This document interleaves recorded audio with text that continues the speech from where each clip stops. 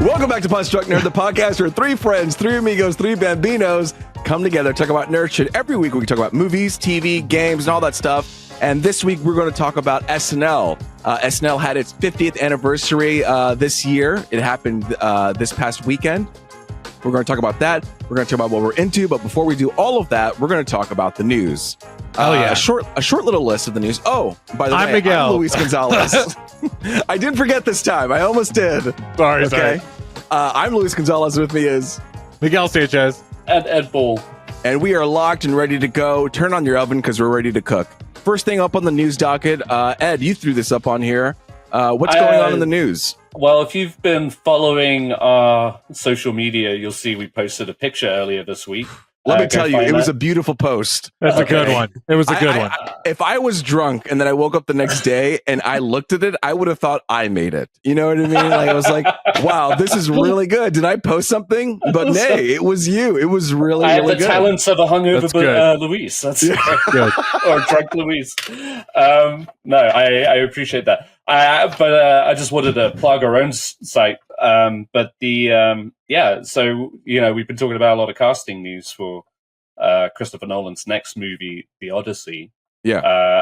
And we got our first look at Matt Damon as Odysseus in The Odyssey. Can I be honest about something? Like a costume. Go ahead. Okay. This is really giving off like Gladiator 2 vibes. You know, 1,000%. 1,000%. Yes. It's like, this guy's from Boston. He's doing a Duncan. And then he's putting on a little hat. Like, what are we doing? Halloween right now? Like, I don't know. Yes. I was just about to say that exact same thing. Like, it feels so like not quite the Matt Damon picture, but it's like also you have to remember like Matt Damon can do this. Okay. He can, of course. He can. And it's good, but it's just like in that very first initial like knee jerk reaction, I was like, yeah, he is wearing a costume right now. And he's like, I think it's just because he's constantly like around. Like he is like you see Matt Damon everywhere. So we have this like thought of him. And so when I see him, I have that like public facing thought of Matt Damon wearing this costume. Like it just how is he going to speak? You know, I think that's like the first thing I think of when I see him in this. Like, I like the helmet. How about this? I'll talk about the helmet. I like how big it is. I know it kind of looks comedic because we're not used to something like that in movies. They usually make it like, ooh, nice and slick and tiny. But I feel like that's historically accurate, right? How big it looks. It's like imposing. Like if someone was about to attack you and they had a big ass head like that, you'd be like, ooh, I'm a little scared. Let me take a step back, you know? Okay. He might get me. No, I'm saying with that big ass helmet. If I was, I feel like, is he gonna stab me or is he gonna brush me with it? You know, like let me. No, I'm excited for this movie. This is something I'm looking forward to. But I'll just talk about it now. I feel like there have been a couple of movies lately where the lead up to it and the year leading up to these movies where I was like, I don't know, and then they come out and I'm like, wait, that was actually kind of good. Like, I know I've talked about Wicked so much, but like that year leading up to Wicked, people were really kind of like, I don't know how that's going to go. And it ended up being really good. And I feel like Matt Damon is just like in this kind of phase where he can do everything, you know, like he can be on Hot Ones. He can be in Dunkin' Donuts. He can also like show up in, what was that Ridley Scott movie? The Last Duel, you know? Oh yeah. You know, it's been like that's what I think of. This is my perspective on it, and I feel like Christopher Nolan has a knack for accuracy, or maybe accuracy, maybe not to the extent of say like Robert Eggers or something like that, which I think it's there's been a funny trend on Reddit where people are saying like, well, this is what it would look like if Robert Eggers did, and people have drawn as an exact picture of what the helmet is supposed to look like. Apparently, it's supposed to have horns, according to the book. But who gives a fuck? It looks great. It looks regal as fuck. But like my thought of it, like it is kind of like a Gladiator thing, but maybe more so in Gladiator 2. But like in general, I like the it's the romantic in me, like that Hollywood style of epic. Sort of like, back in the 50s and 60s, it's like, yes, we're all Americans, but we are Romans first. And, just very grand but theatrical. Like, fucking Denzel Washington and Gladiator, and this is, just keep in mind, like, this is a Christopher Nolan take on this. Like, it's not it's not Ridley Scott, like there's a difference between Ridley Scott doing Gladiator 2 and then Christopher Nolan being like, I'm gonna do the 100%. Odyssey. These are two slightly different vibes. Oh yeah, no, I mean, yeah, he might not even have any dialogue as far as we know. I mean, we hope he does, but because he's Odysseus. Okay. But yeah, like he could do something as abstract as we've got this massive cast, but how many do you want to like bet have maybe one line in the whole movie? Zendaya, didn't we talk about this? Where Zendaya is like signing on to this movie, and she's only in like 3 minutes of it, according to the rumors. She's going to be like a siren, maybe. Or maybe. Which is kind of blowing my mind. Also, is Tom Holland is doing this movie. Zendaya is doing Dune, and they're also trying to film Avengers and Spider-Man 4 all at the same time. And you're just like, dude, what are we doing? You know what I mean? Like, I saw a rumor about retiring. He's like, once I have a kid, like, I'm done. Hey, good for them, but you also have 8 movies right now to film. Okay, so get to it. I read something that was like Tom Holland's stunt double is going to be filming most of Spider-Man scenes in Doomsday, the Avengers Doomsday or whatever, because he's so busy, and they're like, we'll basically get him when we get him, and it's just what does it matter? They're going to put a gray suit on it anyway. It's not even going to be the Spider-Man suit. It's just like, all right, well, I mean, at some point, just put a CGI character in there. Dang, I didn't mean to rile you up. All right. Oh, sorry. Let me cool down a little bit. I mean, it's true, though. Why can't they just wear a fucking costume? What happened to them? I know. But Matt Damon is wearing that costume. You know what I'm saying? It's like, Christopher Nolan is going to make you wear that. Hell yeah. Hell yeah. Like, he's free balling right in that suit. All right? Yeah. Matt Damon's becoming his little darling boy, isn't he? Like, I love that. Matt Damon was like, he was like, I saw Killian got that Oscar. What can we do for me? like he was like, the story last season was like, him and his wife had agreed like he wasn't going to act too much anymore because of scheduling and this and that. But he's like, if Nolan asked me, I'm going to do it. And then of course he did Oppenheimer, and that was a big success. And then immediately he was like, well, fuck, what else you got in you, Chris? All right, like I'm ready to go.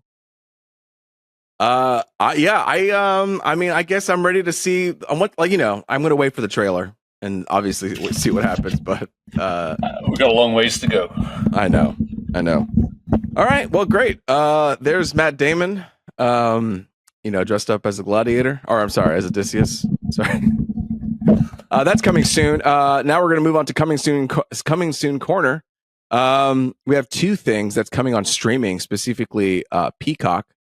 So coming on Peacock is Nosferatu.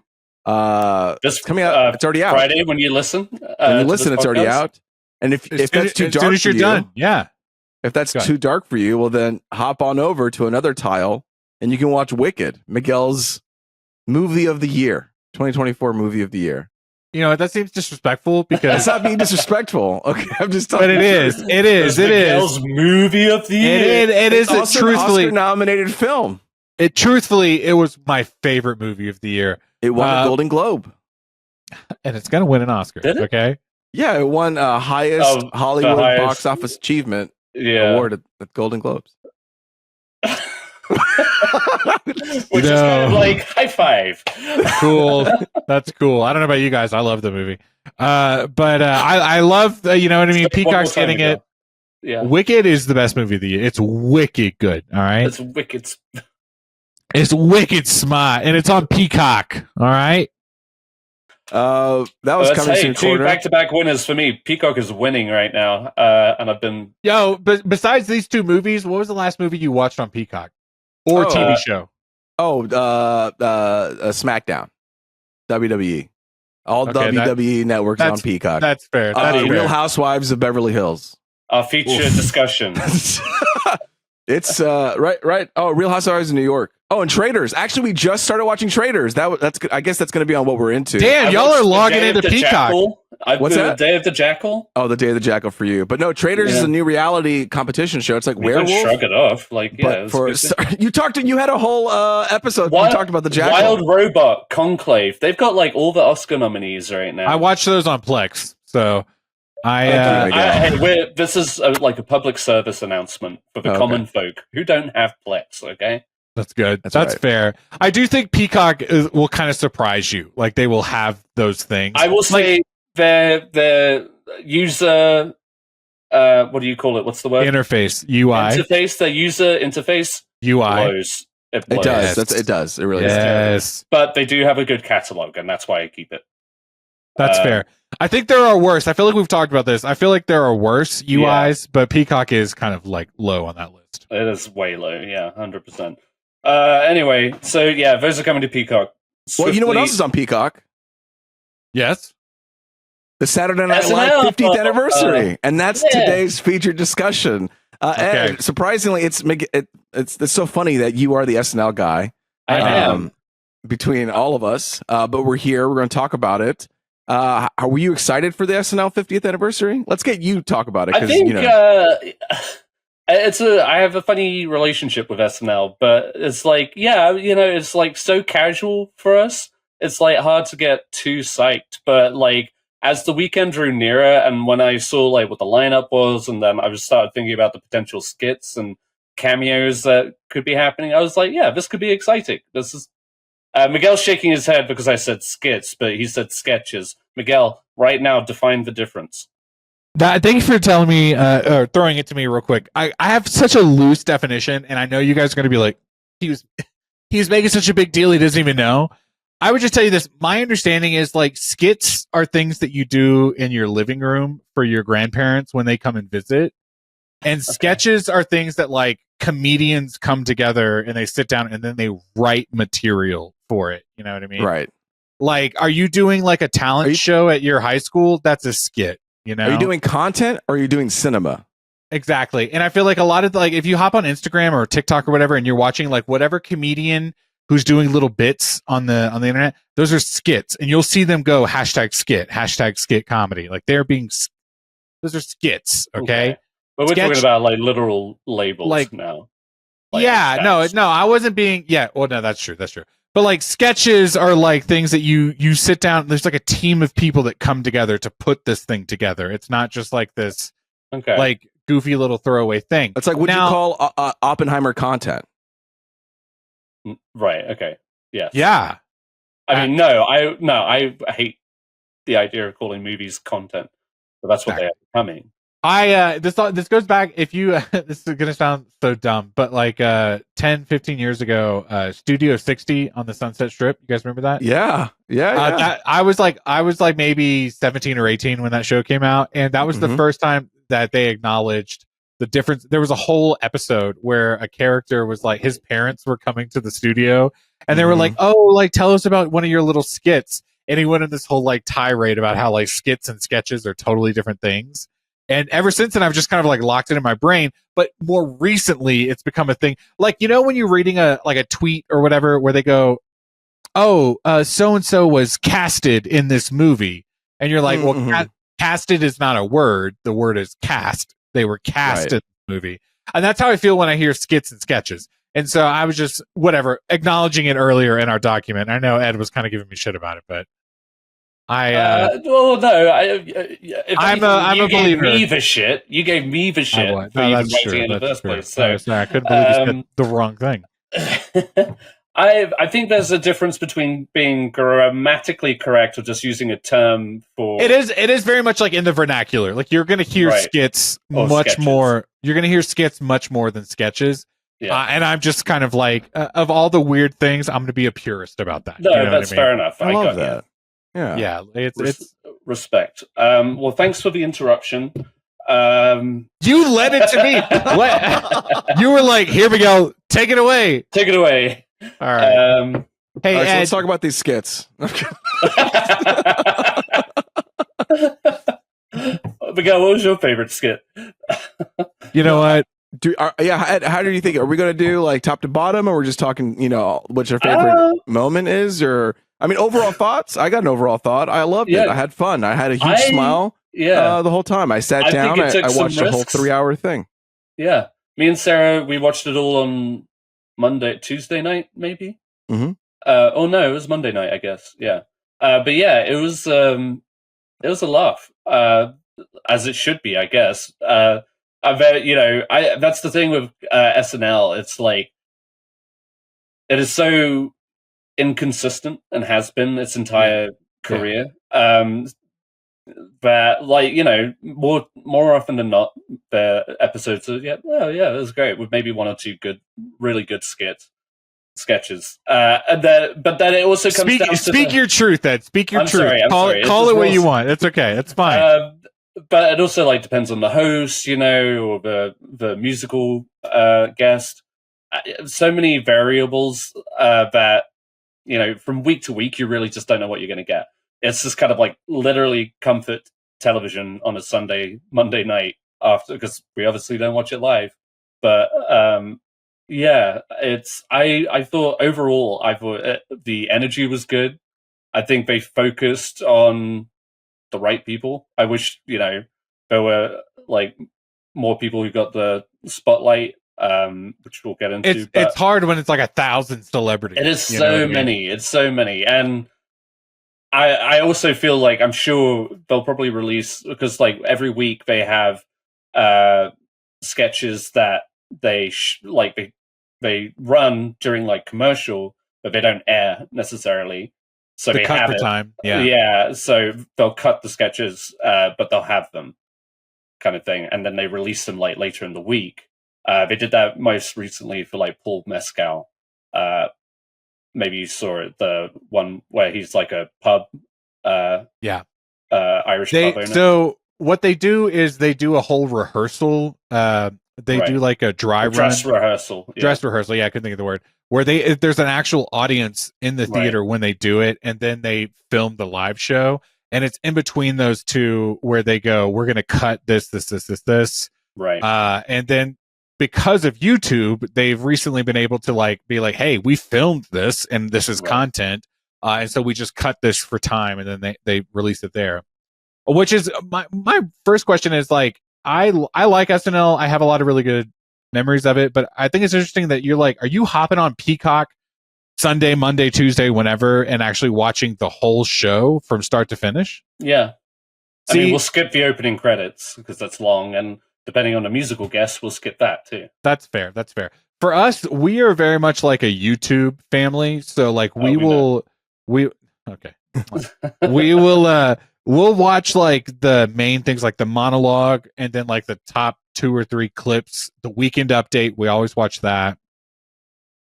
What I think is crazy is I think back to Hulu, 10, 12 years ago, SNL would come on Hulu, and then they would cut the musical acts because they didn't have the rights to the music. Whoa. And so there were moments where you guys remember how big into Drake we were. Sorry, Steven. Mm-hmm. Okay, this was years ago. But there was an episode where Drake was the musical guest, and we were so excited to watch. We put it on Hulu. We watched the whole show, and they skipped every musical number because they didn't have the rights to the music. And so now it's a totally different vibe. Luis, when you watch SNL, where do you watch it? Oh, I don't. I used to be I used to really be into SNL sketch comedy all the way from 2001 to 2009, 2010, 12. That's I think fair. for a good decade. I think a good decade I even listened to podcasts. I watched I was into it. I knew the comedians, and then I just dropped off for some reason. That just happens in life. I think when I moved. Yeah. Who has the time, Yeah, exactly. Who has the time these days? No, and then by that time the roster changed, the cast changed, and so there wasn't anything for me to kind of gravitate towards. Yeah. I've been meaning to, feel to watch it again, and I feel like watching it on the 50th was okay, I feel like this is a nice little gateway into it, even though I only saw a few of the new cast. Yeah, of the current cast members. A lot of the new current members. I had no idea the guy from Wicked was an SNL. Who? The guy with the glasses, and he's Yang?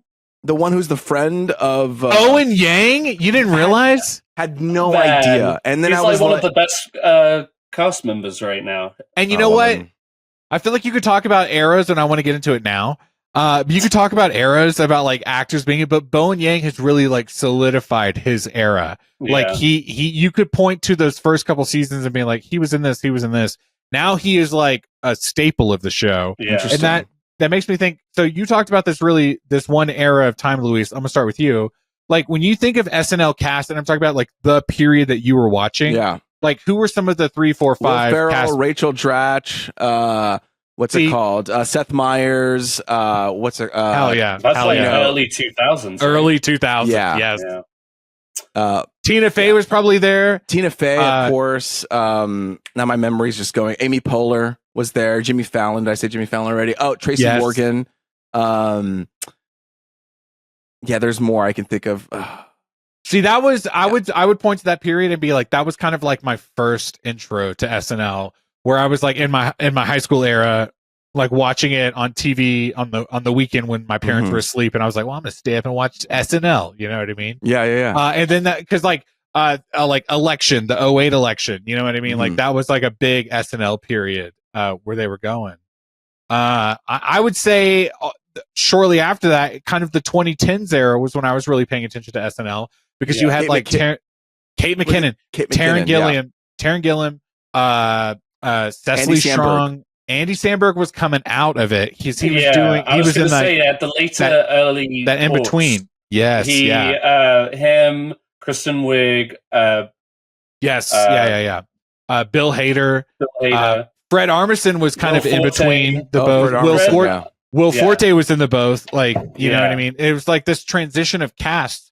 And I remember the moment of thinking like, oh, this is the new cast. I don't like them. And then they like kind of solidified themselves. And that's what I mean about Bowen. That swing. Yes. Like thinking about Bowen Yang now is like his cast has kind of done the same thing. Like where they have become their own era in SNL. Ed. Go ahead. Oh, sorry, Louis. No, Louis, go ahead. Ask that question. I actually don't want to talk about it. I know. I feel bad. Go ahead. Go ahead. Do you guys think that he is better in SNL than he was in Wicked? Bowen Yang? Yeah. 100%. Okay. No, 100%. That's what I just wanted to know. You liked him. I mean, I liked him in Wicked, but I'm not going to sit here and say he was bad. He was playing a singular kind of character, but like, no, he's great. I think in SNL, I think he. I mean, yes. Because I think it's funny. When I saw SNL 50, I saw obviously Will Ferrell again, Eddie Murphy. When I'm watching them, I'm like, oh yes, I remember. You guys are so good in SNL and doing these parts. You know, Jason Sudeikis. It's just like Sudeikis, clicked in where it's like, because sometimes you'll watch movies, you'll watch shows, you'll watch them do other things. And, you know, they won't do as good of a job sometimes compared to their presence in SNL. That's why I was asking. So, like, comparatively, it's the style of humor from then to now. Sometimes that humor doesn't translate to movies, which is why I was curious about him. His name again? Will Ferrell. Bowen Yang. Bowen. I didn't know if it translated from SNL to Wicked. Sure. I was going to say this, and it's not like a comment on Luis, but you'll hear this a lot, that like people will get on the internet and they'll go, SNL is just not funny anymore. And just to quickly pivot, I read a tweet recently that was like, the MCU is not bad. You just grew up. You know what I mean? Like that's incorrect though. Well, hang on. Can I just get my thought out before you shit on me? My bad. Yeah, my bad. Fuck you. All right. He's quoting a tweet. I'm just regurgitating content. No, it's just like this sense of like, yes, there were moments that were good, and it's like because of the time frame that you were in, you know? And yes, you look at things a little more critically now, because like people get on the internet and they go, SNL is so bad, SNL is not funny, SNL is, you know, so woke and this and that, and it's like, well, they've just evolved to become like whatever they are now. Like one of my gripes is like the last year or two, they've done a lot of like TikTok skits. And it's like, okay, well, that you're just doing that because like that's what the internet's doing, but it's also because like that's like an evolution of the comedy. Like Andy Samberg introduced like SNL digital shorts. Exactly. Like that was the evolution. That was something new that thrived, and like people love that. People still eat that up. But and today, sorry, go ahead. No, but you're right. But that's all it ever was, really, like in the grand scheme of things. It's a slice of time, right. It's like whatever, it's an era, and that's why we go, oh, I miss such and such comedian in such and such time, because we were going through it at that moment, and it was a personal moment for us, I saw one article pointed out that where did you get the pen? Why do you have a pen all of a sudden? I've had it. I've been writing notes. Sorry. I've had it the whole time. All of a sudden you're like, about what are all of it notes about what we're saying? Just things that like I want to mention later. Sorry, like, as I'm thinking of them. All of a sudden, the pen became a main character. Like you were like swiping through your hair with the pen, the mustache. Like, go to youtube.com/@punchdrunknerd. Okay, Miguel. No, I've lost my train of thought now. Fuck. You wrote it down, so just go look at what you No, wrote. I didn't, because I was trying to be present. God damn it. Okay. We were talking about people of their time, SNL digital shorts, how we grew up with it. Yes, so I saw this article where like they were saying that this anniversary, the sketches that they ended up performing, the actors that they focused on really represented more of the millennial audience. Like, older groups aren't watching it because whatever, it's too woke or whatever, and then younger audiences aren't as committed to SNL as maybe the millennials are. But then you're bringing in actors who are still pretty prominent, who aren't cancelled. You got like Will Ferrell and all of them, and I mean there are those in there, but the millennials relate to Eddie Murphy, Will Ferrell, all those much older ones, and then again coming into the 2000s, you got Andy Samberg, Kristen Wiig, etc., Fred Armisen, who remained prominent too, like coming back. It's funny you mentioned that, because this really it really did get me kind of back in SNL, seeing all these people again. Just like, oh wow, maybe I will tune in this Saturday or Sunday. I don't know. So I'm going to tune in this Saturday and then see what's up. But I think the generational thing is really interesting too, because even like if you look at the musical acts, I think they also went back and did stuff from the older generation, before millennials, like because they had the first pairing that it kicked it off was Sabrina Carpenter and Paul Simon. Like that was basically a statement saying, hey, we are unifying the current generation and the past generation before we start the show. Yeah. Young and old. We had Steve Martin, and then we had freaking Miles Teller and Scarlett Johansson. And then you get to see the music acts progress until you got to like Lil Wayne. And it's like, that was like an era of time. And then it ends with Paul McCartney, because, he is of the time as well. Yeah, you guys might disagree, but like it's easier to represent an era through maybe music than trying to get those people up on stage and start doing sketches. I mean, if you did it, it'd be like Chevy Chase, Adam Sandler, Eddie Murphy, Will Ferrell, Pete Davidson to my man Bowen. You know what I mean? Like that would, and I think they did like do a swath of it all. Of like that kind of. Those people, I felt like I did get a little bit of like every kind of like area of SNL. They even showcased that old sketch from the original cast. At the end. So, with Ed, what was any favorite sketches that stuck out to you? Yes, I guess the Lonely Island's Anxiety. With Andy Samberg and Bowen Yang. I thought that was hilarious and quite astute, because a lot more of the cast members, previous and current, have been more open about just how stressful it is being on SNL. Yeah. Andy Samberg in particular was pretty vocal about it recently. So I thought that was kind of like a cool nod to that, but also representing everybody in SNL who I'm sure do deal with a lot of anxieties. But it's always fun when he shows up for a song, and he's been doing a lot more of that lately.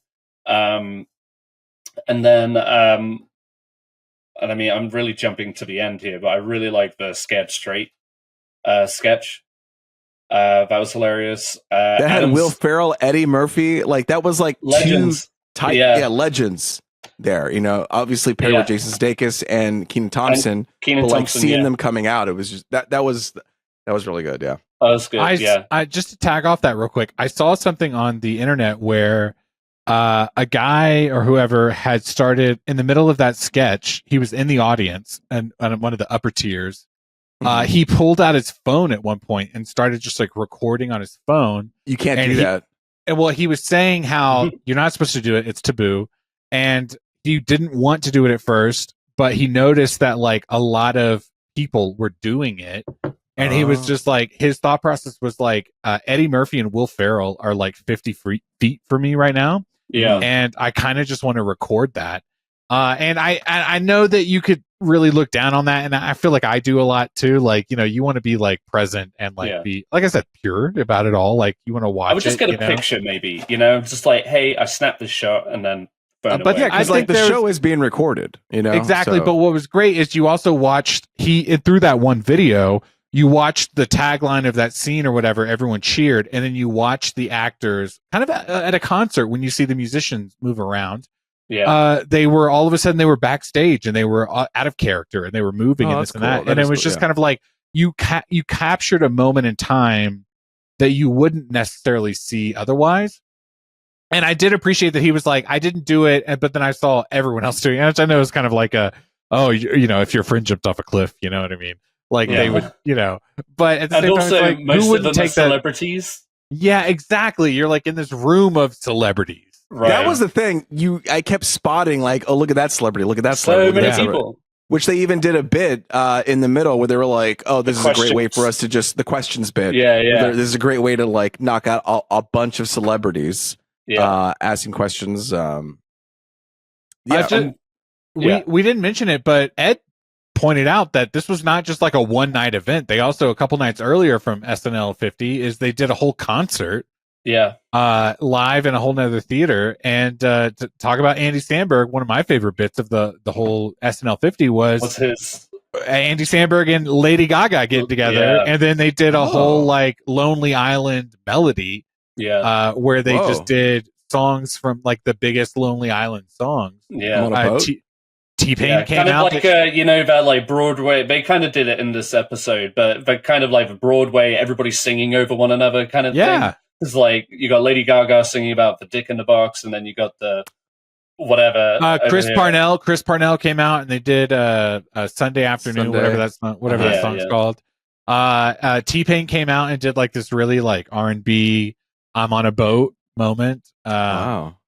They had the Lonely Island there, like in costume, and I feel like there was maybe one other big song they did, and it was just like a really great moment because like now that you think about Andy Samberg doing the digital shorts, the Lonely Island doing the digital shorts, and now what we get is I almost said Punch Drunk Nerd. Fuck.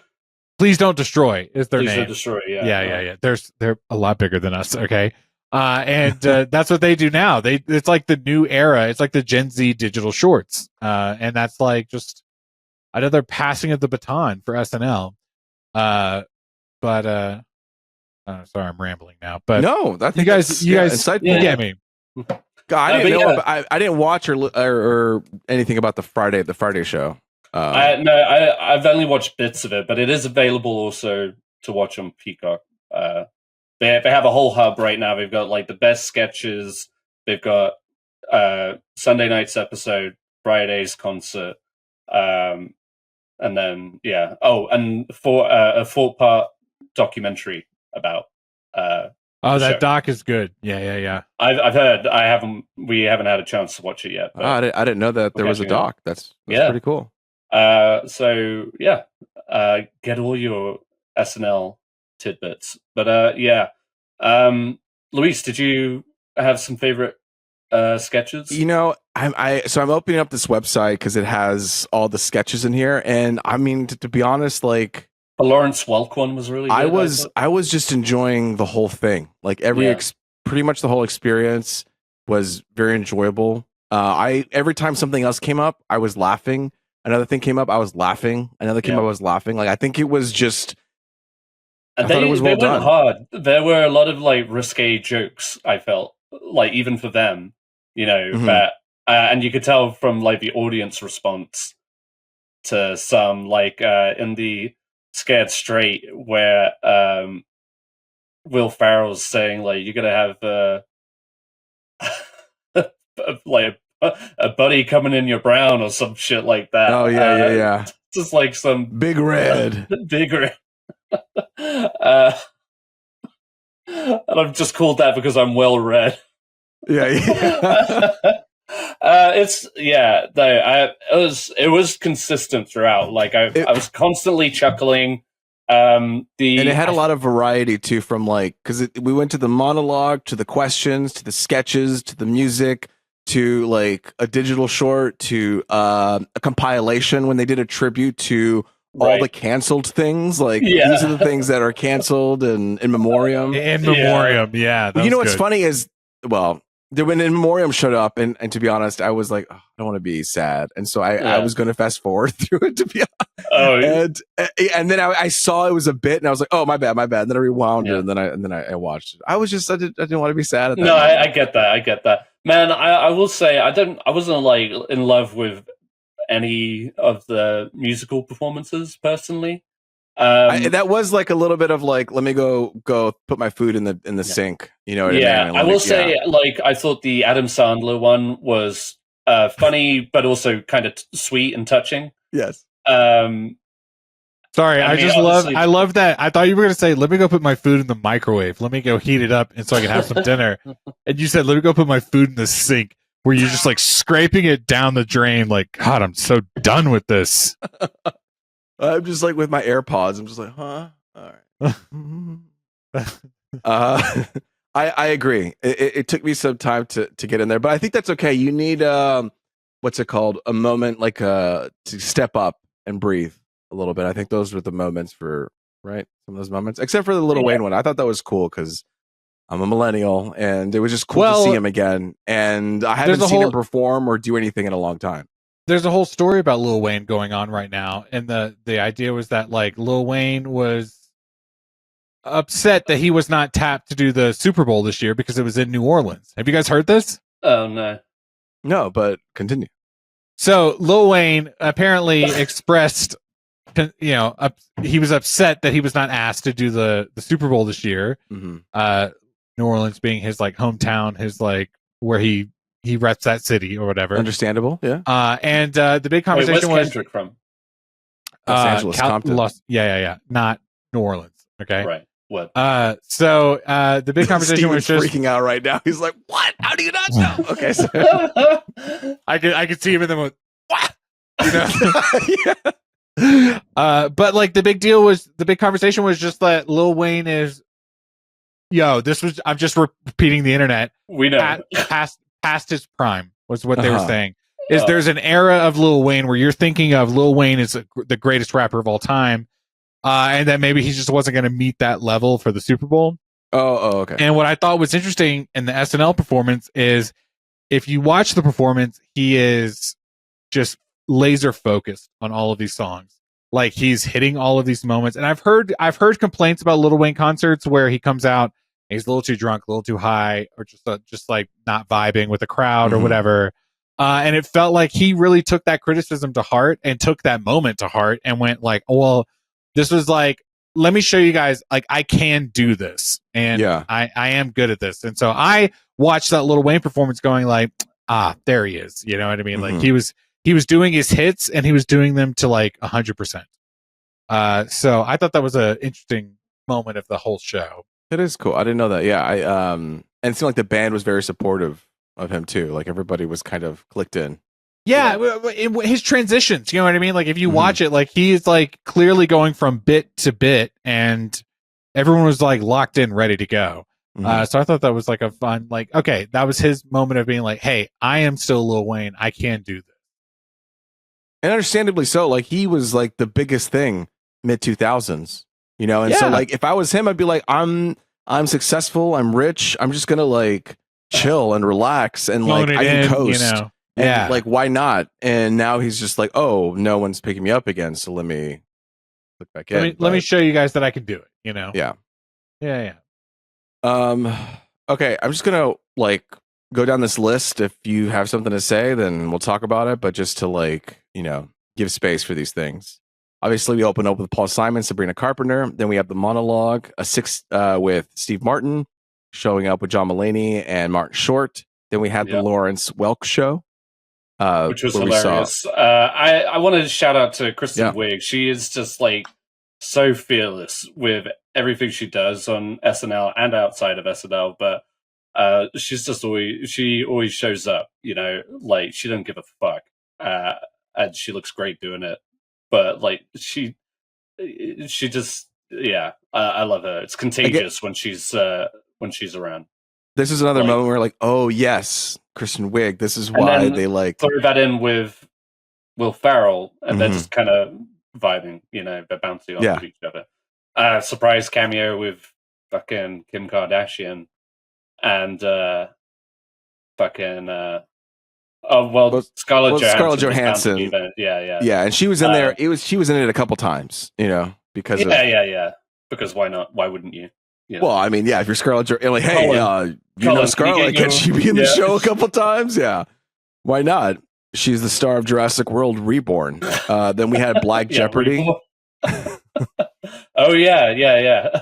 Black Jeopardy, where Eddie Murphy was playing Tracy Morgan. I thought that was really funny. I thought that was good. Yeah. Then we had. Oh, go ahead. Nothing. Okay. Then we had physical comedy. There was a package towards all the funny physical comedy stuff. Then we had the Bachelorette speeches with the Domingos. That's been a recurring sketch lately. It's been a coming and going. Yeah, like these speeches of like the speeches, like the bridesmaid, like they'll get like whatever musical guest, like.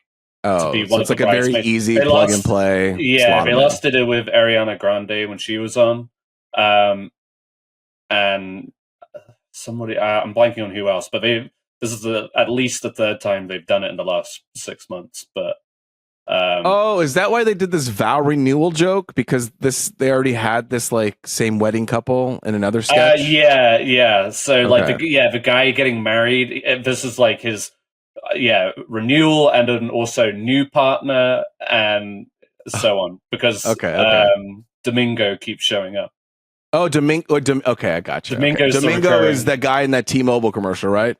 He's like, I'm a T-Mobile. I'm a tree mobile. That guy? You know what I'm talking about, that commercial? I'm going to have to Google that. Okay. Sure. I'm in branded content, so I see those commercials. Okay. And then we had Deep Thoughts, which is a callback towards the old, like, if you know, you know. Then we have Tina Fey and Amy Poehler with the questions where they asked a bunch of people a lot of bits. Julia Louis-Dreyfus with her service dog, hilarious. Adam Driver. I mean, there were so many. I can't even say all the funny things. Like, I felt like it was like I was being machine gunned with all these guests and jokes that I couldn't even keep up. Digital Short, that's the one we had about anxiety with my boy Bowen and Andy. Then we had a concert, Miley Cyrus and Brittany Howard. That was a pretty good one. I feel like that was also like a combination of like generations. Generations, but everybody's vocals are still intact. Yeah. Weekend update. We had a fun. This is a fun time. A lot of stuff. Go ahead. We had the drunk people. Ed, do you want to talk about this one? The drunk people? I don't know. Weekend update. Did that stick out to anybody? Okay. Yeah, no, I mean, it was pretty fun. Oh, yeah, Bill Murray did his bit. That's what it was. Listing, the ranking his favorite hosts and stuff. And then you also saw Cecily Strong and Bobby Moynihan. They came back at two of their biggest Weekend Update characters. Yeah, Drunk Uncle and something else. Whatever her name. She's like drunk woman. I can't remember. The drunk woman you don't want to talk to or something like that. At the party you don't want to talk to. Yeah. And then Seth Meyer came on and did a bit with Fred Armisen and fuck. Don't make me think about it. Vanessa Bayer. Yeah, Bayer. Yeah. Bayer. Or whatever. But yeah, that was fun too. I don't know if that was a past sketch, but yeah. Can I tell you guys? I feel like there's a whole different episode where we talk about Weekend Update hosts. It was so great to see, like Seth Meyers and Amy Poehler used to do it. Seth Meyers and Tina Fey used to do it. Tina Fey and Jimmy Fallon used to do it. Mm-hmm. Like and that's just like in the last 20 years of Weekend Update. There's a whole nother like 30 years of Weekend Update where it was like Bill Murray, Norm Macdonald, Kevin Nealon, Chevy Chase did it for a bit. Chevy Chase was the first season. The first season. Yeah. So I mean, it's like there's a whole history of Weekend Update that works. You know what I mean? And how they kind of transitioned from like being like they were very like we are like a news parody was like the whole theme of Weekend Update. Sorry guys, hey, lock in for a second. So Weekend Update was like a news parody. And now it's become this like Weekend Update. Now they just do jokes, you know what I mean? But it was like I watched Kevin Nealon do and Norm Macdonald McDonald also do their like Weekend Updates, and it's just like it's two different eras, you know. Mm-hmm. Yeah. And the way we see TV also, like Kevin Nealon, when I was watching his, it felt very like white TV news anchor of the 80s and 90s, you know. Mm-hmm. And now it's just like a totally different vibe. Like they're doing clips for YouTube, which is sorry, I'm going on a rabbit hole, but anyway. Weekend Update. Weekend Update. Okay, so we have oh shit, I lost my list. Okay, Weekend Update. Then we had the Close Encounters sketch. Oh yeah, Pedro Pascal returns. Not in that sketch before though. That's usually Ryan Gosling. Oh, okay. I'm sorry. I mean, like, sometimes he's like Scarlett and Pedro came back to do more than one sketch, and not everyone did that. So I was surprised to see him. Yeah. Is this so? Close Encounters? Is that a? That's a recurring one when, especially when Kate McKinnon, who was the other, and Meryl Streep was in it too, and that was her first appearance at SNL. She did great. She's having a great time. I feel like she's having fun now. Yeah, she's dating Martin Short. She's living life. Like having Who called it in the chat, and they tried to deny me. I don't know if you'll remember it, but I'm going to stick to that. I said it was happening, and no one believed me. Who denied? Everybody denied. I'm going to go back to. I believed it. I was aware of it. Okay. This was like 7 months. Wait, we're going to talk about. I'm not calling anybody out anymore. Call it Close Encounters, and then we got the Stagehand. That was a digital short bit with Pete Davidson and Lorraine Newman. So I thought that was okay. Adam Sandler had his musical bit, which was fun. We had the New York musical. That was fun, but a little chaotic. At times. Was it chaotic? Miguel, I will smack the shit out of you. You are chaotic. I thought it was funny that I want to say before the show even aired, I read something that the producers of SNL 50 were like, they contacted the news networks or whatever, and they said, hey, by the way, this is going to run long. Oh, really? Yeah, they were like, hey, we're not going to adhere to our time limit on this. Yeah. No, and why should they? They waited 50 years to do this. Why not? Save the slut. That's SNL. SNL Sunday. Save the what did you say? Save the slut. Like the time slot. Oh, okay. Like it's ours. Like just move on. But also Nathan Lane showing up for Cocaine and Vodka, I thought was hilarious. That was a good little I wonder how Disney felt about that one, but yeah. Was that in this? I guess it was. It was. And it was. They changed the set. That's why it was. I didn't realize it. That was a good one. Adam Driver as a hot dog was genius. We also did commercial parodies. It was another montage. Alec Baldwin kind of led it into it, which is, I think, appropriate. You know who I wish was here that didn't show up was Christopher Walken.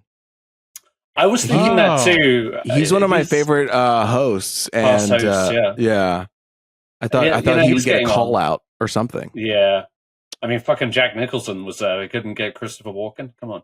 Yeah. It was kind of a big deal that they got Jack Nicholson. Yeah, hang on. No, whoa. That's what I'm saying. Like, he's been like hidden in the cave, so why? Like, Christopher Walken is still working. The caves? Not like literally, but like. No, I know, but just imagine Jack Nicholson in a cave. I can. It's time to come out. Exactly. No. I just think about. Never mind.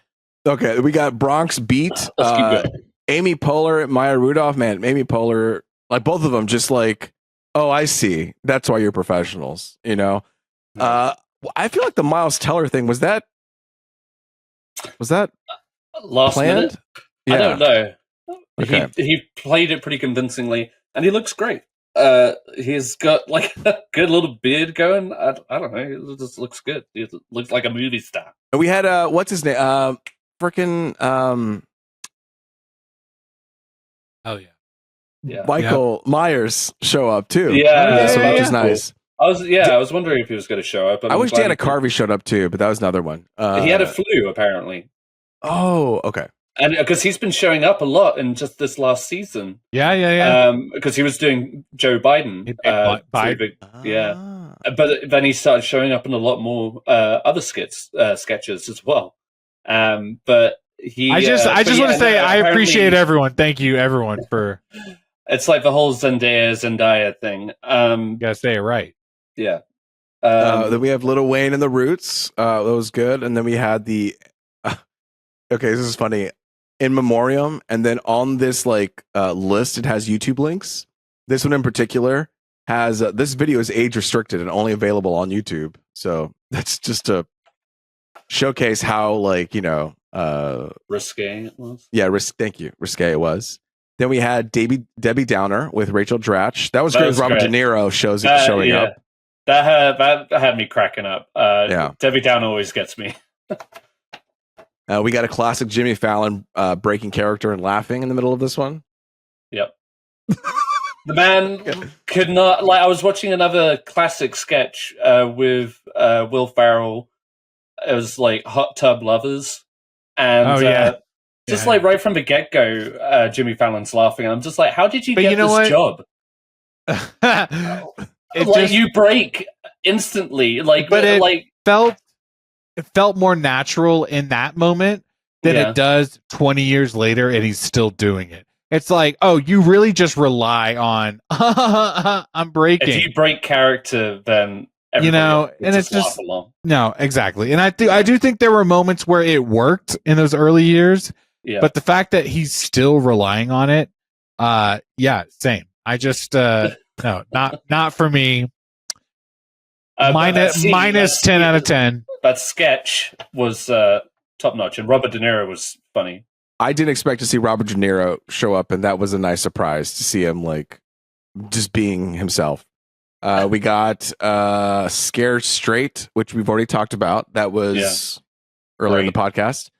We have this Don't Look Back in Anger short, and then Paul McCartney, and then The Good Nights, and with the biggest fucking crowd of people ever. And that was SNL.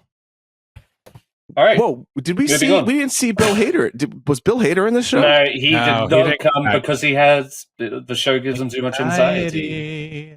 Is that really true? Yeah. Oh. And I have to imagine he's just like, listen, it's not worth it. Like, what are they paying?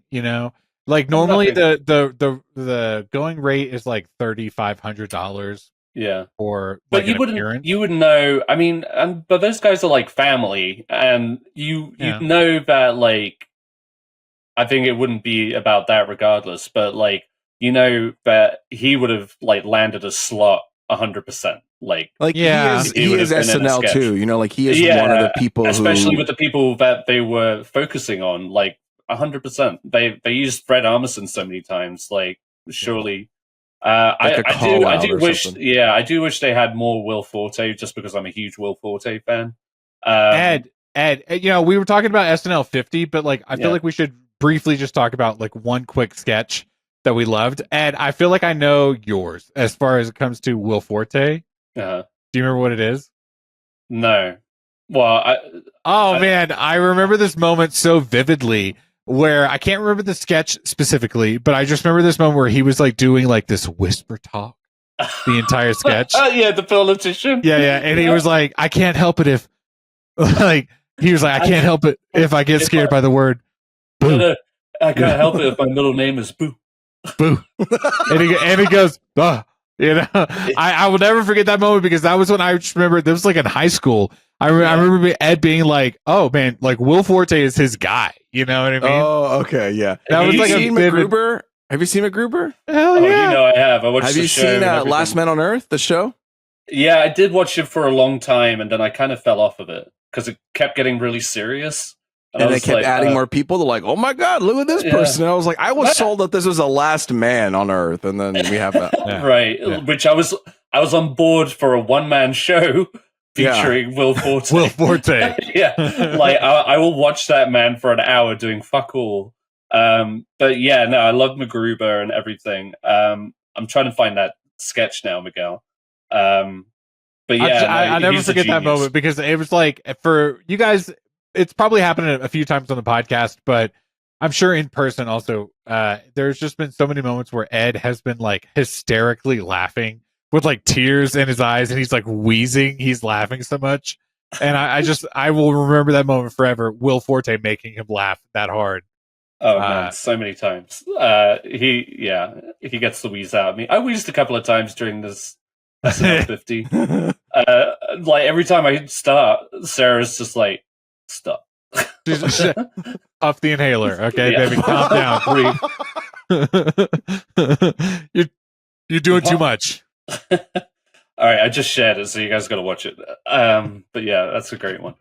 Yeah, SNL 50. All right. SNL 50. May they have 50 more. I guess. Well, I guess I'll tune in this Saturday and see what happens. No, you won't. Why not? Tune in Sunday, like me and Sarah do. You know, it's a Sunday night. Okay, I'm going to say one thing, get it off my chest one time, and then I'm going to move on because this is going to be cancer to me. Let's do it. Why the fuck was this on a Sunday when the show's literally called Saturday Night Live? Okay, yo, it's like, I'm gonna tell you this: a horror movie, but oh no, it's a like it's in the name of the show. Hang on, if it was called something else like Mad TV or In Living Color, fine, do it on another day. But you were literally called Saturday Night Live. Viewers, listen in right now. Okay, let me lock you into a Luis thing real quick. This is very specific to Luis. Okay. If your birthday is on a Thursday and everyone wants to go, hey, can we celebrate your birthday on a Saturday? Luis will be like, hey, fuck you. My birthday's on a Thursday. Okay. I mean, I'm not gonna get into that conversation either. Okay. No, let's do it. Okay. If Valentine's Day is on a Tuesday, but you're like, can we celebrate the Sunday before?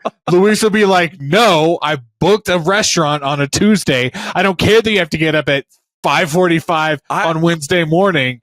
Luis is like, we will celebrate the thing when we celebrate the thing. You know? I think it's like if my birthday's on, let's say a Friday, like let's do it a Saturday. Well, guess what? Those birthday feelings I have waking up have dissipated. They're gone. You think I'm going to carry that the next day? You get to draw it out. Exactly. I see as a Leo, I'm like, hell yeah, let's party multiple days.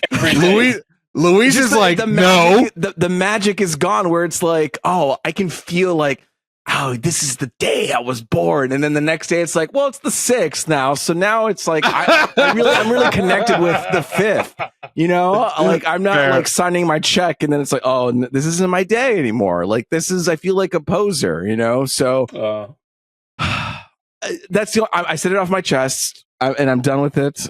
I'm going to move on and I'm not going to latch onto this.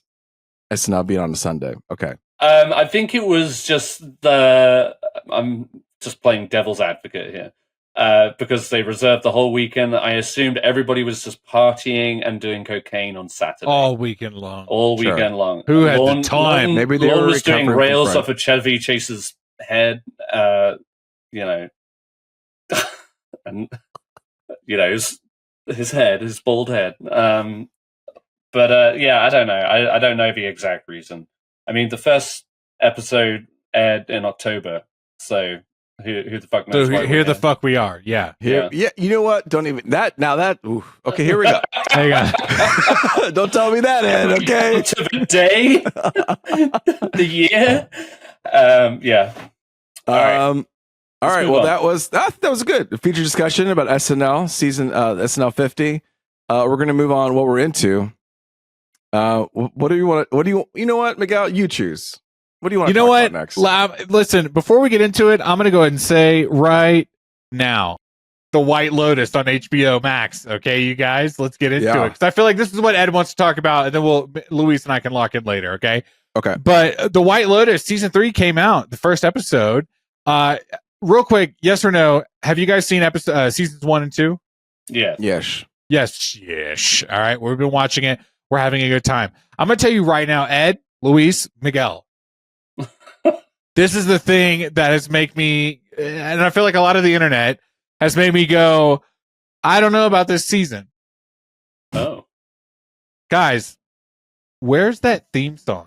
Okay. That's what I'm fucking saying. I'm so disappointed. Yo, you know what's Ed, give us that hit. Ed, you didn't give it to us. No, you don't get that. Yeah. Oh, wow. Yo, Ed, it's gone. They don't do it. And now this better be this thing. I feel like it's still there, but it's like heavily changed that it's barely there. It's so in the background. You can barely hear it.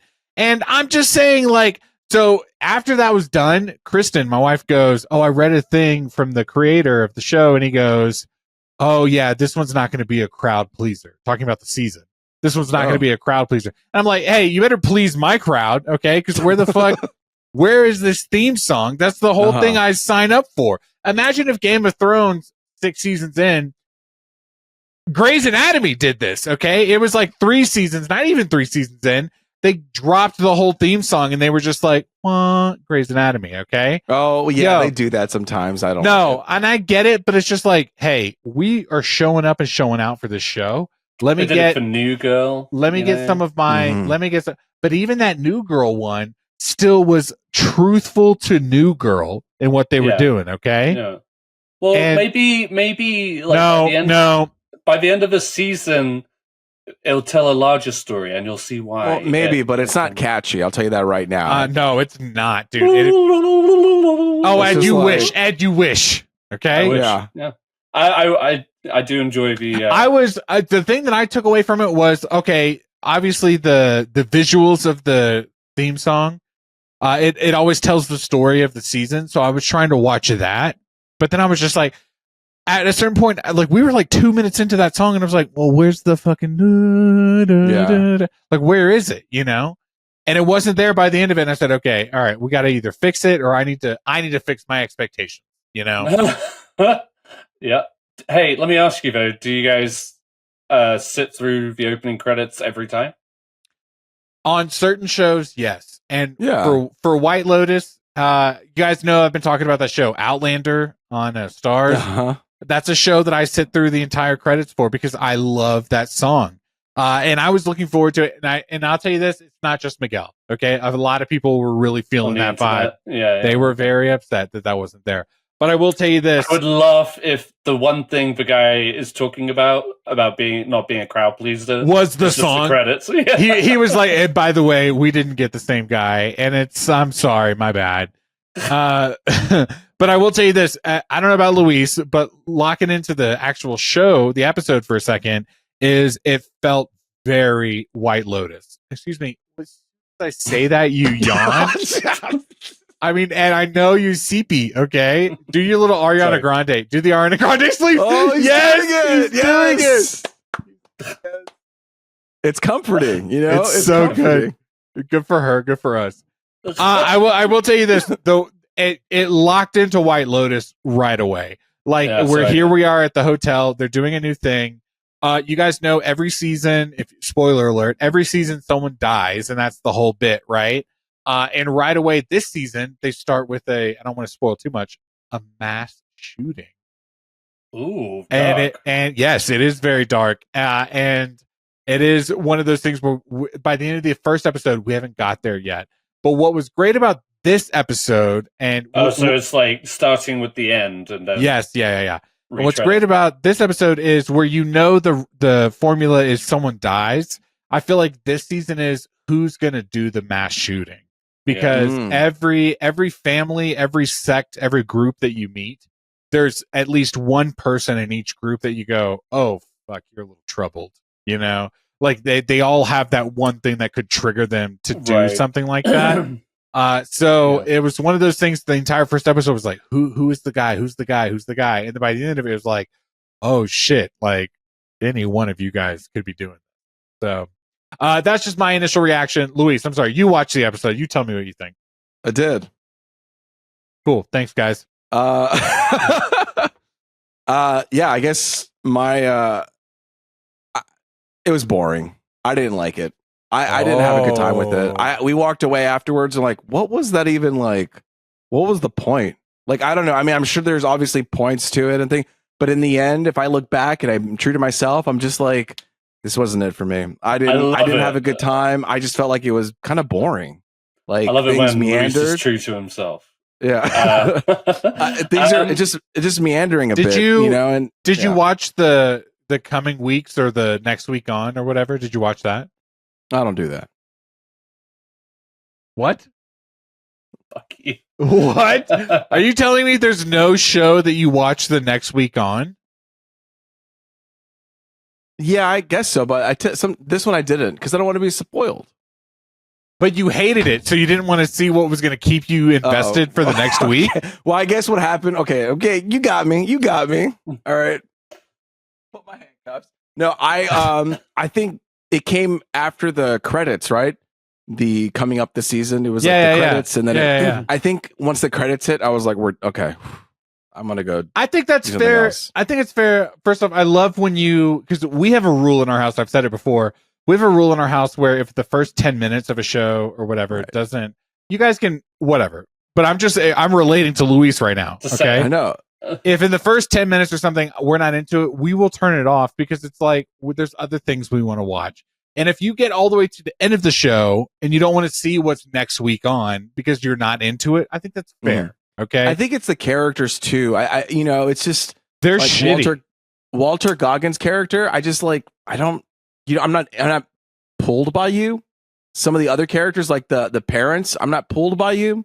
But they all have. Okay. All right. I'm just saying that's like the thing. It's like there's nothing about you that makes me want to keep watching you at this point because there's nothing that's really pulling me into the story. Like, sure, there might be like story beats that are being set up, but I'm just saying on a like straight up watchability thing, I wasn't interested. And I hope that it changes now that we've kind of set the ground a little bit that, okay, we've established, now let's create more. So you're going to continue watching it, Luis? Yeah, I'll continue watching. Oh, okay. It's already won my, I trust him for the last 2 seasons. It's the least I can do is give him another chance. You know, if this was like a new season, like a new creator, then that's different. But it's like, no, you did good those last 2. You at least deserve.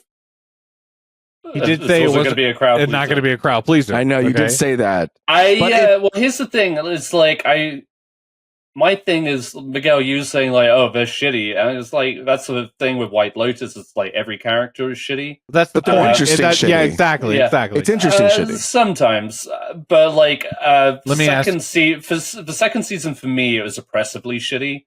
To where I was just like, I'm not enjoying this because I don't like anybody. It's hard to root. You do like you are like fair. that. If it's like too oppressive or something. I loved the first season purely because of Armand. Wait, no, that was the second season. You're talking about that was the second season. The guy from The Last of Us? No, that was the first season. That was season 1? Yeah, the second season was in Italy. Oh, you're right. And second season was when, spoiler alert, what's her name died. Now that's a good question because now we're in this pattern of White Lotus where another character from the seasons have gone forward in season 3, and it's like, who's gonna die this season? You know. Well, can I bring up 2 things because you bring up a good segue that I want to bring up, and I don't think it's too spoiler. Well, okay. Well, obviously we know that the massage person is from season 1 who met Jennifer Coolidge. Jennifer Coolidge happened in season 2. She is here in season 3 now, so there's some sort of tie there.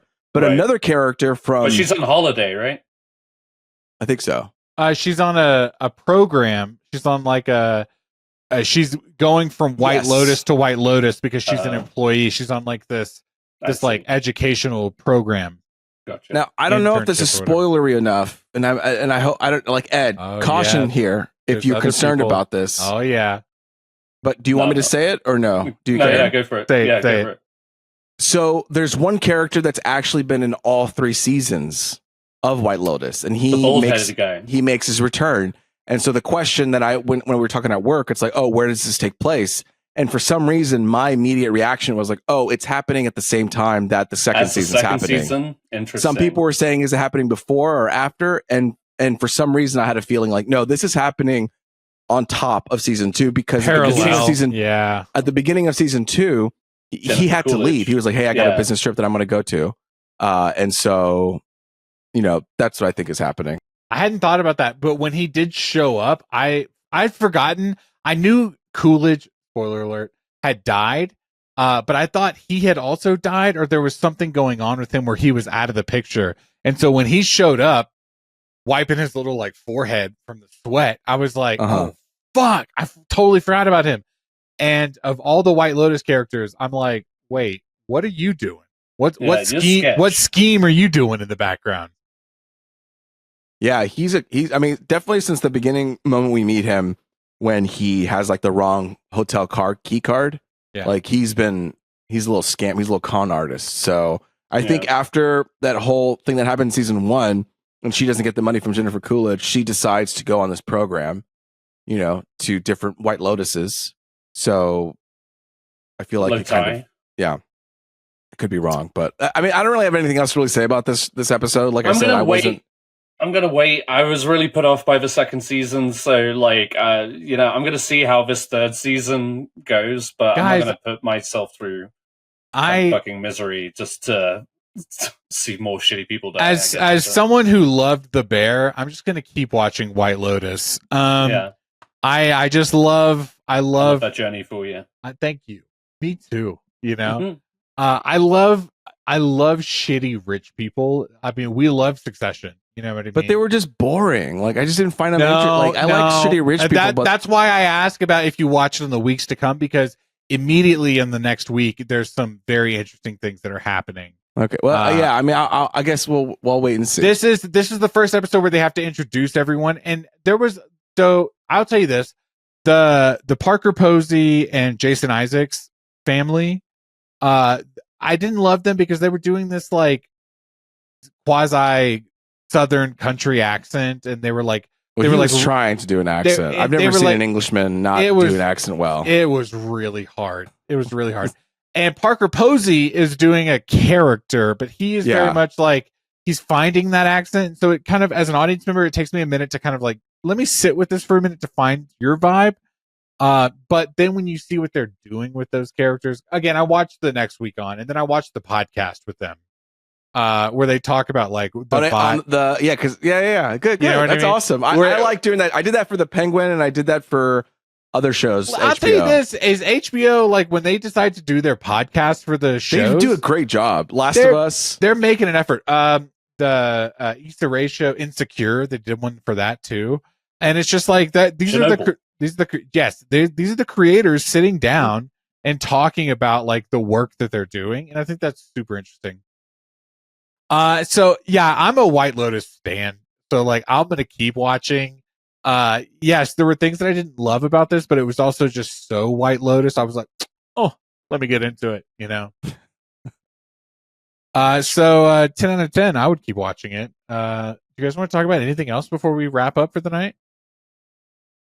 Yeah, let's. Oh God! Oh God! I sent you the picture. You should know I got it. You got the bucket. Yeah. Oh my gosh, you bucket boy! All right, find us on YouTube to see what Luis got. That's so massive. I can't believe that. This is heavy. It had. Okay, so I got the. Well, it's made of vibranium. So I went with past guest Benjamin Watts. We went to an 11 p.m. showing on IMAX for this thing on Thursday when it came out. And initially he talked to us does anybody want to go? And honestly, I wasn't even going to see this movie. I was just going to wait till it came out on streaming. That's how where I was with this. And then he was like, no, let's go. And I was like, okay, fine. You pushed me. And then we get there. He's like, are you getting the bucket? And then I'm like, I don't know. And then I'm getting it. I was like, okay, fine. And so I got this. and it is heavy. Tap on it with your knuckles. That does sound heavy. My God. Oh my God. Show the bottom. Show the other side. Show the other side. So the other side is actually where it's very big. I saw this in person. So on the other side is this. The bucket. The bucket goes. It's the bucket. So hold on. I'm gonna move over to the side so that the bucket gets the center frame. So I actually haven't opened this yet because I was. Oh my God. Oh my God. Hold on. They fill that thing? Oh my God. It's pretty. Yeah. Okay. Son of a bitch. Well, it's not perfect. It's not perfect. There we go. AMC. All right. Well, hold on. This is very hard. I'm like putting it on my left. I'm not like doing it. Okay. Well, you get the idea. You get the idea. Avengers assemble. Let's go. Avengers assemble. Yeah. You put the bucket. See the bucket right there. You put the popcorn in there, and Ben was able to. I see what's happening now, but I'm not going to fix that. Ben was able to put his popcorn and his drink in here. So it's pretty big. You can actually put, because they don't actually put the popcorn in the bucket itself. It's a bucket in the bucket. Luis, but you can put the bucket in the bucket. Put your head in the bucket right now. Okay, I have to take my headphones off. Sure. Jesus fucking Christ. You do not need that much popcorn. That is insane. You finally got the line up there. Yeah. All right. Do the rest of the podcast like this. All right. So let's talk about. You can't hear us. So. Captain America. I can hear you through my headphones. Okay. You're loud enough working. Can you hear me? Yeah. Please do this. No, do it. Do it. So this is like kind of hard to like disassemble. Avengers. We'll worry about that later. So that is kind of cool. And then I also ended up just getting this because it was like a couple bucks more. What? Oh, here it is. Is it Mjolnir? Oh, just a cup. That's a good cup. That's a good cup. Wait, is it reusable? Yeah, it's reusable. It's a reusable cup. It's got like a nice little like vibranium too. It's got a nice little texture to it. It's got these little crevices. It's got a good grip. And then it's not like a twist off. You just pop off like that. I tell you this, you know what I'm going to get more than a popcorn bucket is I'm going to get a cup, a reusable cup. I'm going to quick little highlight back to when Kristen and I lived in Houston 10 years ago. We would go to Witch and we would upgrade that cup to that plastic cup. Oh, and we would take that shit home, and we had like a dishwasher full of them plastic cups. Okay, like I love a cup. That's good. Yeah, nah, dude. No, that's what I think. It's like I could take it to work. Probably this could be like my work cup. It could live there. I think that's okay. That's appropriate. So, and then they also had like a head, like a mask. The mask. Yeah. I was like, we're doing too much here. Like we don't need to be doing 3 things here. Disney, calm down. Yeah. But the mask is not as big as the bucket because, like, the mask is kind of like a handful, but the bucket is like you have to really wrap your arm around it. Oh yeah. No, and the issue that I found was some of these shields were kind of bent, and so when I got my first one, the front shield, I guess, was popped out because it was just bent, and so I went back and I was like, listen, I pay a lot of money for this. Can I get a replacement? I agree. Then they gave me a replacement. So. Now if you're gonna do it, you know. Yeah. So 4 buckets. That's how much I have. I have 4 of them. I have this one. I have the Dune one. I have the Wolverine one, and then I have the original one, which is the Mjolnir one. Meow. You didn't get that Nosferatu one, huh? It's because we didn't go to AMC for that one. No, we didn't. Yeah. Oh well. I should have. That was a cool one though. I bet I can go to eBay. As much as I would love to talk about this bucket for the next 45 minutes, can we talk about the movie? Okay, my bad. Just real quick, can we talk about the movie? Ed's trying to go. Okay. Let's wrap up with our really overall really quick reactions. Thoughts. Can I tell you guys this? I came into it going, listen, just fully transparent, is I was not 100% sold on Anthony Mackie, mainly because I don't love his choices as Falcon. But I'll tell you this: when I watched this movie, he was your captain. He's my Captain America. guys. This was a really fun movie. I don't think it's perfect, but I definitely don't think it's, the internet would tell you it's the worst movie of all time, which is, we've talked about it so many times. Don't go based on audience scores. I sat down and I watched it and I was like, man, this was a lot of fun. This is not Steve Rogers Captain America. Right. This is Sam Wilson. This is Falcon transitioning into Captain America, which we've already seen in the TV show. Right. But this is like the solidified version of this MCU's Captain America. He was a lot of fun, a lot of really great moments, a lot of really great lines. At the very end of the movie, they talk about the fact that Sam Wilson is acknowledging that he is like the representation of Captain America now. And which some people may go, oh, that's a little ham-fisted or that's a little on the nose, but it was such a genuinely played scene. And I really thought Anthony Mackie and the guy that plays Falcon, it was a really great back and forth between the both of them. And as well as there was a lot of really great action. And Ed, they reference the Eternals. This is a big movie for you. Yeah. They actually acknowledge that the Eternals happened. On the big celestial, huh? Yes, that's right. They call it the Celestial Island, where they gather on the nose, adamantium. So I would tell you this: I had a lot of fun with it. Is this a 10 out of 10 MCU movie? No, but I don't think all of the Marvel MCU movies are 10 out of 10. There are going to be ones that you don't 100% agree with. Yeah.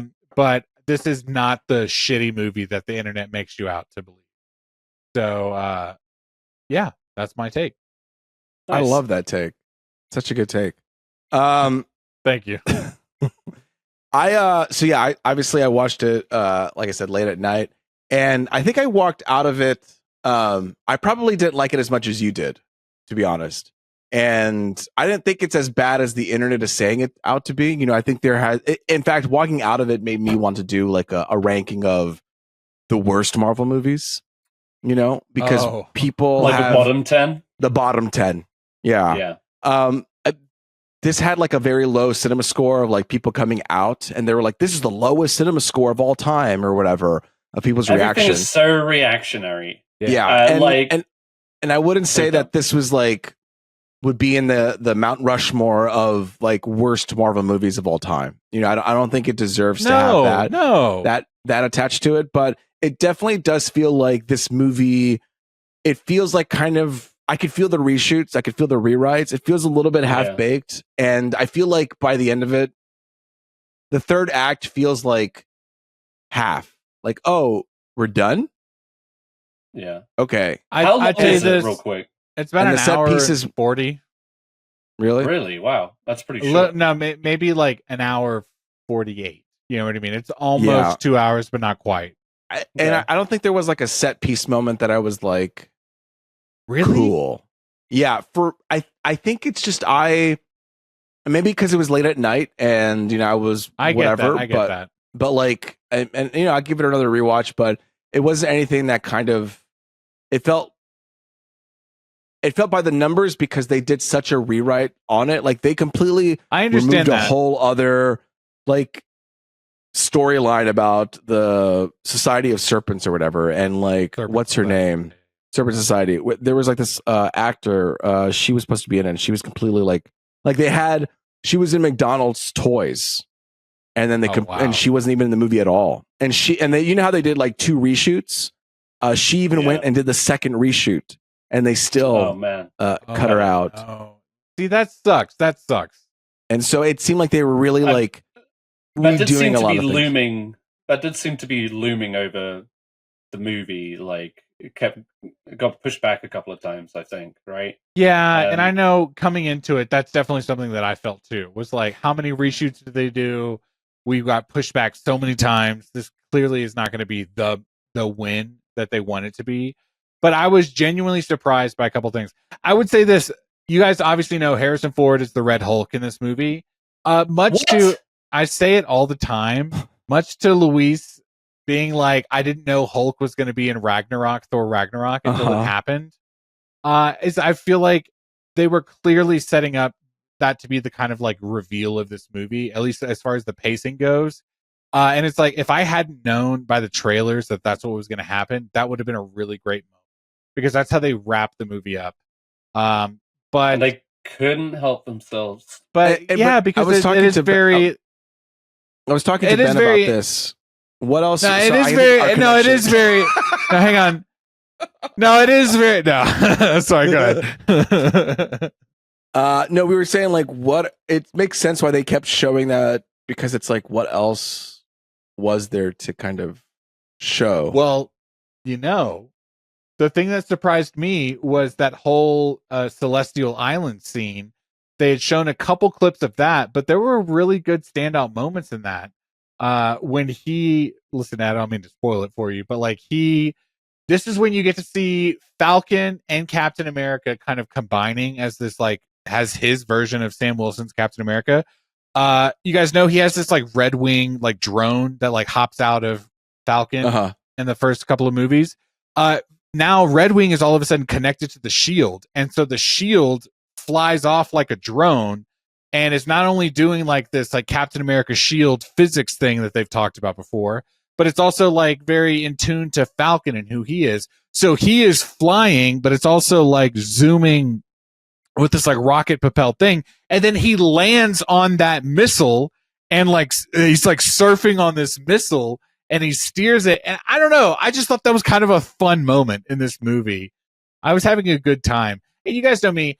I'm so easily pleased. So like, I'll take it. I'll take it. You know what I mean? But I'll give it to Luis. It's like, if I was watching this movie at 11:35 at night, and it was like 2 hours into the movie and it's past midnight and I'm watching this, I'd be like, yeah, maybe this isn't my favorite movie. Yeah. I'm just trying to go to sleep. So, yeah, I don't know. I would just, again, I would just caution everyone to be like, go see the movie and decide for yourself. I think it would be, and I mean, again, it's like, I don't want to spoil it for Ed here, but okay. Like, well, I have one question. Okay, you guys could clear this up and then move on with it. Yeah, he does show his dong. Yeah, but it's just like, no. I wanted to ask Miguel. Shut up a second. I wanted to ask. I saw it in the probabilities. I saw it in the probabilities that he would leave. We didn't even talk about the thinker. Okay, we didn't even get to that. The leader. Well, you know, originally he was supposed to have a big old head, like in the comics, and then in this one he looked like a zombie person. Which is interesting to me because it's like they've been doing like comic accurate stuff so much now. I thought they would have been like down for it, and now they didn't, which is fine. But it's just weird that they've decided to go against that.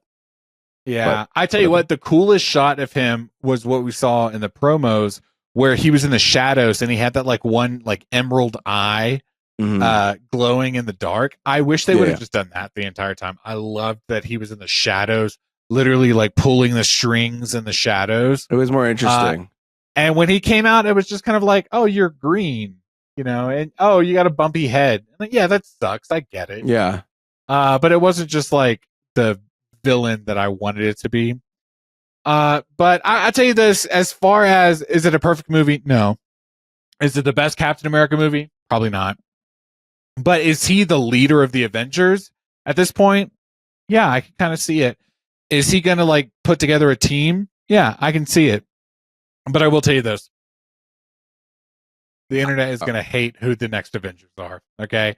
Because Sam Wilson, Sam Wilson is going to put together this Avengers team, and everyone is going to go for the next 5 years, and then the MCU is dead, and we're just done. You know, I think it brought up like, hey, we haven't done the Avengers. Hey, we got to bring them back. Hey, we have this thing over here. Hey, we got this thing over there, and guess what? It's got adamantium, and it's just like, okay, continue, and then it just doesn't continue. Like, I think it would have been interesting if we had President Ross going through elections. Yeah. You know, like he was running for maybe re-election, and then he's like, hey, Sam, I need you to do these things for me. He's like, well, you're not the president, or blah, blah, blah. And there would be like an opposing other face force who's like a bad person who's running elections with, you know, that would pressure them and test them. But I think what's also going to hurt in the next few years is the fact that there are so many teams. It's the Fantastic Four. It's the Young Avengers. It's the Thunderbolts. It's like the Avengers coming together also. It's like we spent so many years leading up to just fucking the Avengers. You know what I mean? the original 6, and then the Avengers 2, and then Avengers Endgame, and it built so much to that. And I think it's going to be hard to kind of combine all of these different teams into one massive team. Do I want it to work? Absolutely. But as far as like the last couple of years have gone, I mean, since we've done our podcast, Luis, like the iterations of the MCU has not been great. Yeah. So, you know, what I would love, and I keep saying this, is like for this to be the MCU movie that pushes us forward and solidifies what we're doing. It's definitely, that's what it was trying to do. It was trying to do like repair of like, yes, we know there's not Avengers. We know there's this thing here. We're trying to like steer it in some. And if Anthony Mackie's Sam Wilson is going to be the leader of the Avengers, like, listen, maybe I wasn't a big fan previously, but now I'm like on board, and let him do it. You know, like let's get some sort of cohesiveness to this team.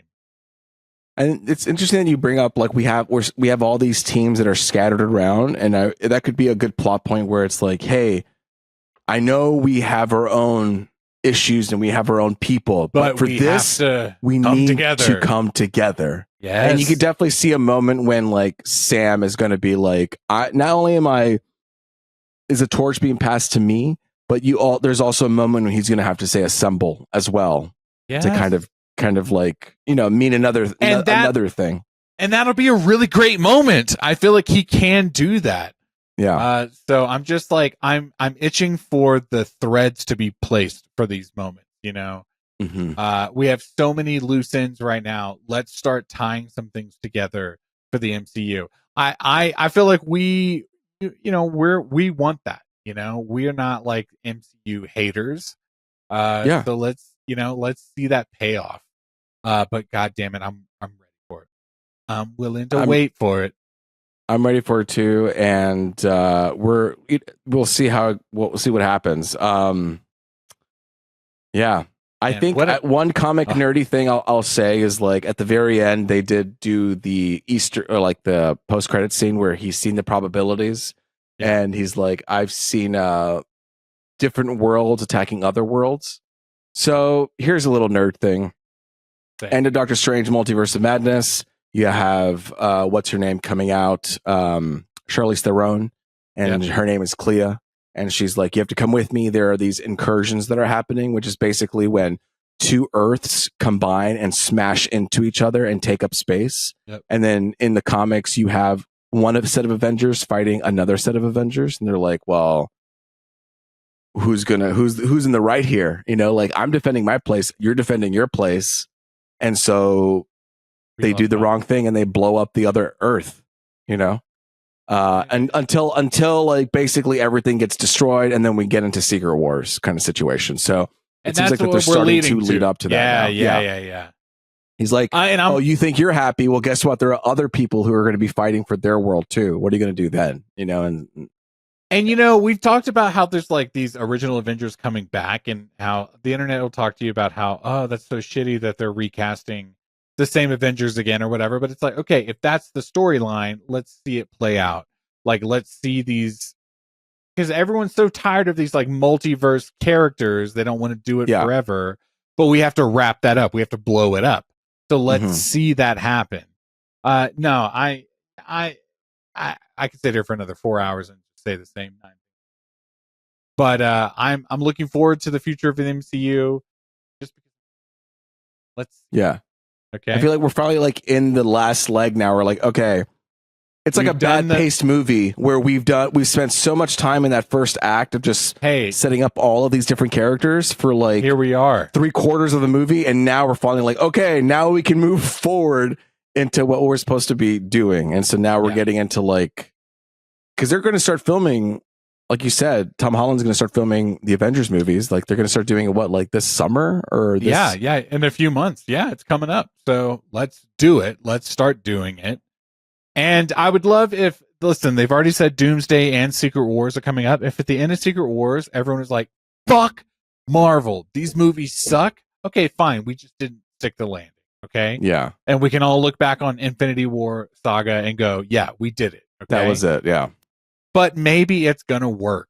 and I'm optimistic. I'm hopeful. Let me just see what we're gonna do, because we need something. Man, yeah. What an episode! Okay. Yeah, what an episode, Miguel. We did great. Ed's gone now, but thank you, Ed, for being on the podcast. Tune in next week. We're going to do the same thing all over again. The Monkey comes out this weekend. It's one of my most anticipated movies, so I'm hopefully maybe I can watch that. I'll chat about it on my What We're Into. So if you're into the Monkey, then I'll give my review. What's that? The new season of Fortnite's coming out. We're going to probably talk about that. That's true. That is true. I gotta actually lock in and start playing another game right now because I have a shoot coming up. But we'll talk about that later. It's okay. Okay, fair enough. Oh, a quick plug. I did a quick little write up about 4 things you need to know about Mickey 17. It's on IGN. I wrote it. And so if you want to go check it out, it's very much, if you already kind of know what's going on with Mickey 17, the first minute and a half is going to be like, yeah, I know, we get it. But like, maybe like the second half has some information. Love that. I'm being honest with you. Like I lay it pretty thick about what the whole concept is at the beginning. It's for people who don't know jack shit about it. I have to set it up for them. And then when you get in the middle, we get somewhere. So yeah, IGN, 4 things you need to know about Mickey 17. I'm also coming out with 3 things you need to know about a Minecraft movie. That's hell yeah, dude. So man, I learned a lot on that one. And then what else? Yeah, that's all for now. That's all I'm going to say for now. But tune in next week. We're going to do another podcast. We're going to do this whole goddamn thing again. But until then, it's been me, Luis Gonzalez, and with me's been Miguel Sanchez. And Ed Ball, of course. And later, Gators.